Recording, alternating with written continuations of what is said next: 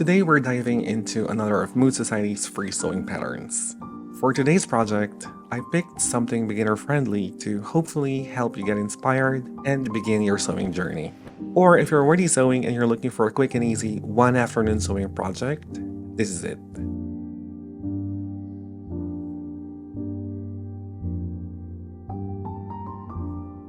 I will be working on the raven short dress sewing pattern. And honestly, there's something inherently wonderful about Mood's sewing patterns. They feel ambitious, always fashion forward, sometimes imperfect, but always inspiring. And from what I can tell, sewists online often say the same thing. Mood pattern rewards patience, experimentation, and fitting adjustments along the way. And if you ask me, it's totally worth it. Because sewing, my friends, was never meant to be passive, right? It asks you to participate. So the raven short dress was originally designed for knit fabrics, ponte knit specifically, giving the dress structure without sacrificing comfort. And because knits have a natural stretch to them, so it is the perfect fabric type for this project. However, you can also experiment with other fabrics depending on the look and feel you'd like to achieve. It can also be made in woven or non-stretch fabrics, which I'll be making today. Because from where I currently am right now, knit fabrics don't appear to be very common around here, which is odd. And if you're a total beginner, in my opinion, just by looking at the sewing instructions, you can easily follow and make this dress a success. No zipper insertions, no tricky armhole and sleeves, just a couple of pattern pieces. But it teaches you a couple of sewing skills like how to sew a neck facing, how to sew side pockets, how to attach a one-piece collar, as well as how to finish your garment with a narrow hem. Very essential skills in basic dressmaking. The fabric requirement is also minimal as you will only need 2 yards of the main fabric and half a yard of fusible interfacing to stabilize the neckline of the dress. This project consists of only 6 pattern pieces: the front, the back, the belt, the neckline facing, a one-piece collar, and a pocket piece. These are easy to put together using half an inch seam allowance. And what I love about this pattern is that it looks very polished and sophisticated, but the construction is very approachable, making it a great project for sewists who are ready to move beyond basic garments. Once all my fabric and interfacing pieces are cut, I can proceed in putting the pieces together. I started off by fusing the interfacing to the wrong side of one collar piece as well as the neckline facing. This gives both the collar and the neckline body and stability.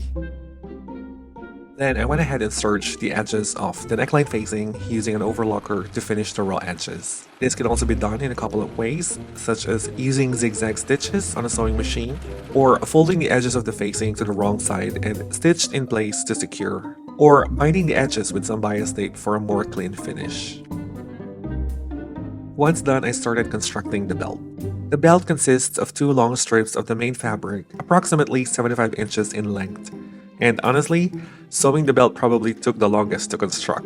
Since the dress has plenty of ease, the belt is designed to cinch your waist exactly how you like it. The 2 belt pieces are placed right sides together and sewn with half an inch seam allowance, leaving a gap of about 4 to 5 inches and sewn. This is for turning the belt right side out.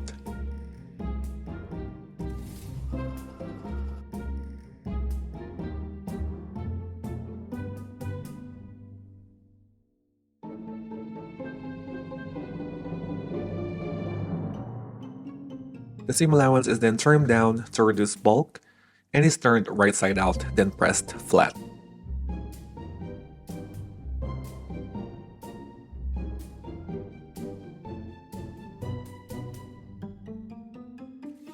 The belt is then top stitched all the way around, approximately 1/8 of an inch from the edge.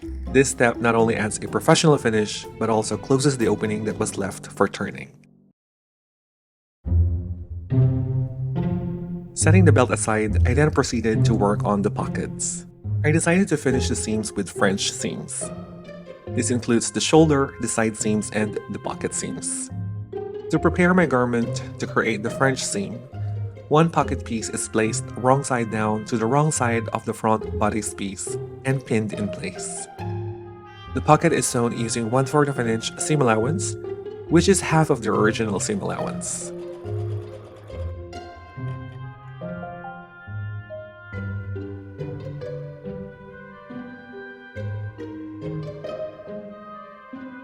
The seam is trimmed down to reduce bulk, and the pocket piece is folded towards the right side.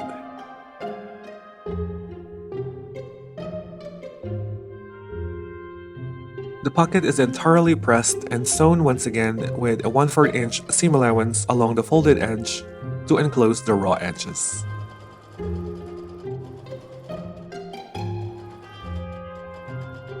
The remaining pocket pieces were treated the same way, as each side seam will have one pocket piece attached.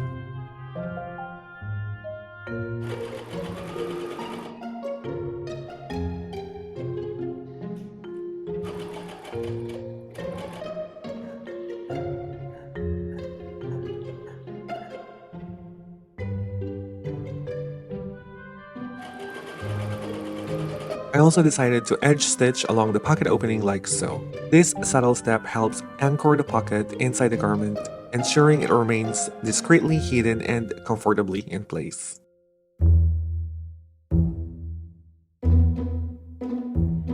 Next up is the front neckline and the neck facing piece. To create an accurate line of stitching, I marked 1/4 of an inch away from the neckline and facing seam. This ensures symmetry when turning the facing towards the inside of the garment.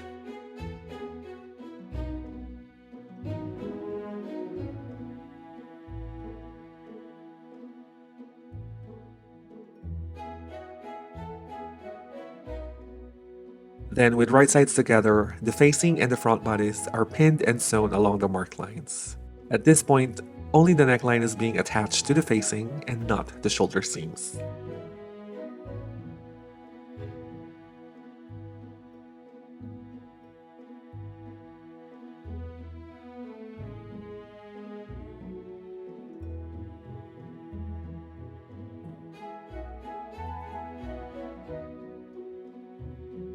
The neck facing is then snipped along the corners, being careful not to cut through the stitching.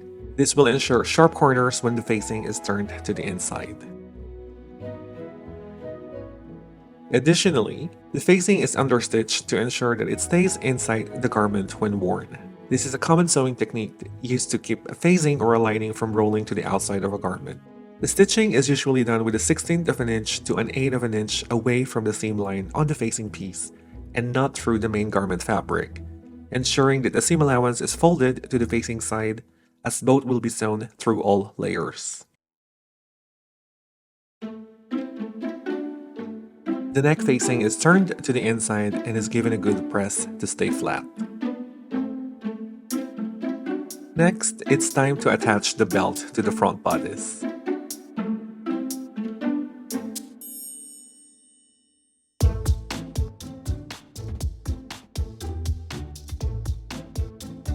To help keep my top stitching straight and even, I'm marking 3 inches on either side of the belt's center line. This gives me a 6-inch rectangle that will act as my top stitching guide. Once I'm satisfied, I then proceed to pin the belt along the belt line, which is marked on the sewing pattern, to be top stitched in place along the marked lines, as well as by following the original top stitching on the belt itself. Because the stitching will be visible on the finished garment, accuracy is especially important at this stage. I also recommend completing this step now, as attaching the belt later on can be more challenging once the front and the back pieces have been sewn together. We can then finally join the front and the back pieces together. Using the French seam method, the pieces are placed with the wrong sides together first.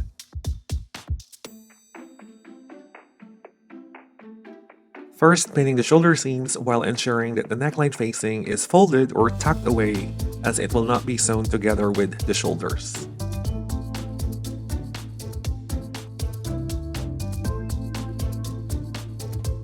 Then the side seams, starting from the armhole notch.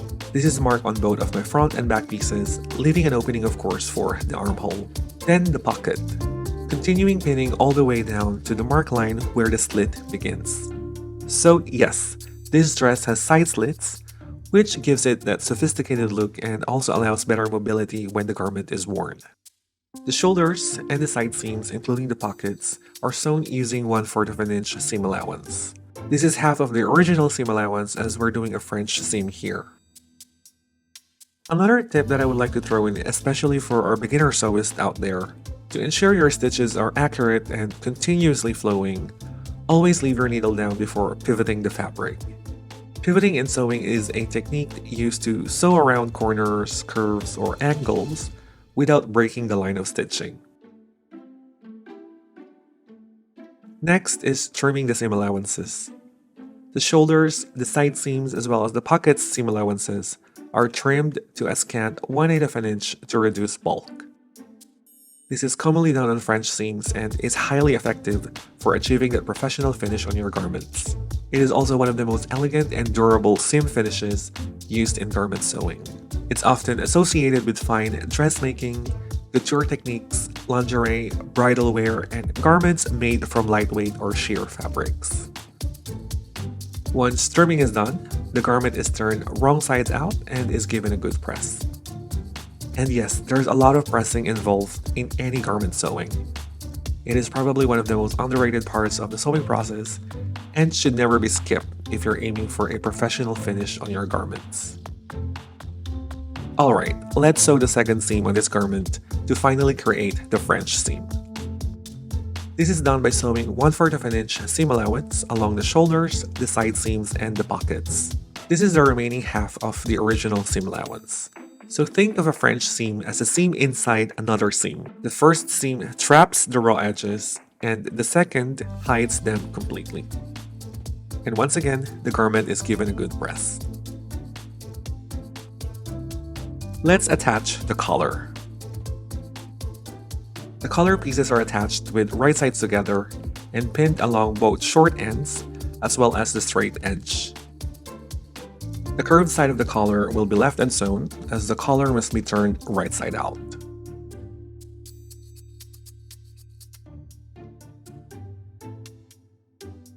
The pinned edges are sewn using 1/2 of an inch seam allowance, starting from one short end and then pivoting to sew the long side and pivoting again to sew the other short end.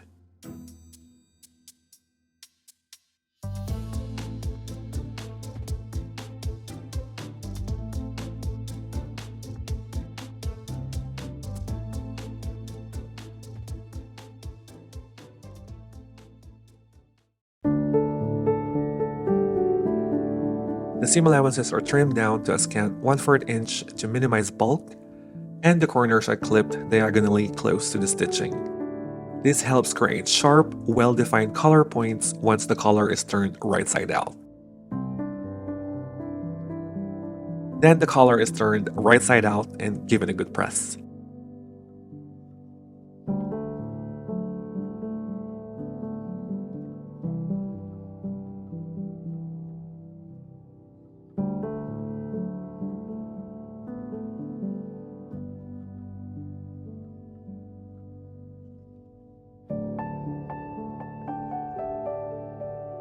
I also decided to serge the unsewn edge of the collar to finish off the raw edge, as this is going to be visible on the inside of the garment. The collar is then pinned to the neckline, with the underside of the collar facing the right side of the garment. It is important that the collar is sandwiched between the facing shoulder seam and the neckline at the center front of the dress. This will eventually join the collar to the neckline and the facing.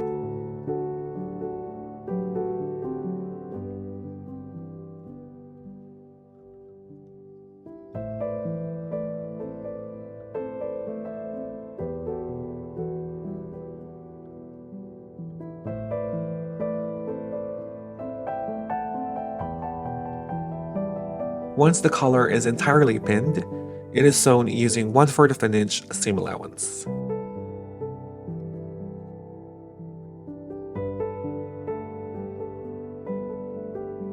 Because the front neckline is curved, the seam allowances should be clipped at regular intervals. This reduces bulk and allows the seam to relax, resulting in a collar that lays flatter and follows the neckline more smoothly.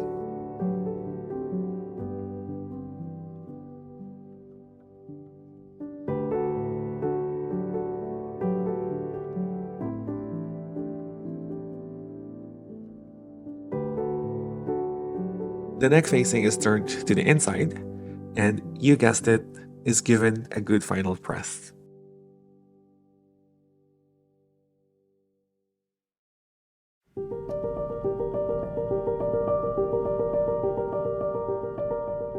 The last step of the construction process, just like any other sewing project, is finishing off the hem.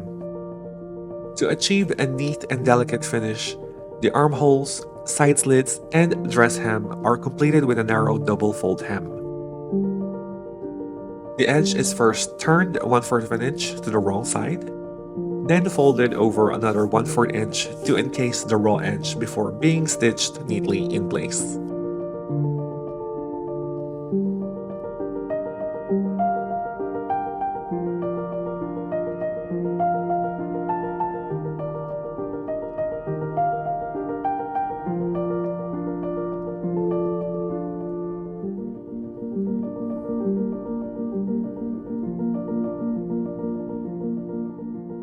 And with all that in one afternoon, we now have a finished shirt dress.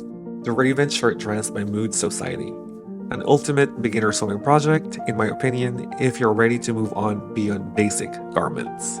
This shirt dress features a one-piece collar, a waist tie or belt, 2 side pockets, a neckline with neck facing, side slits, and finished off with a double fold narrow hem. Perfect as a summer outfit.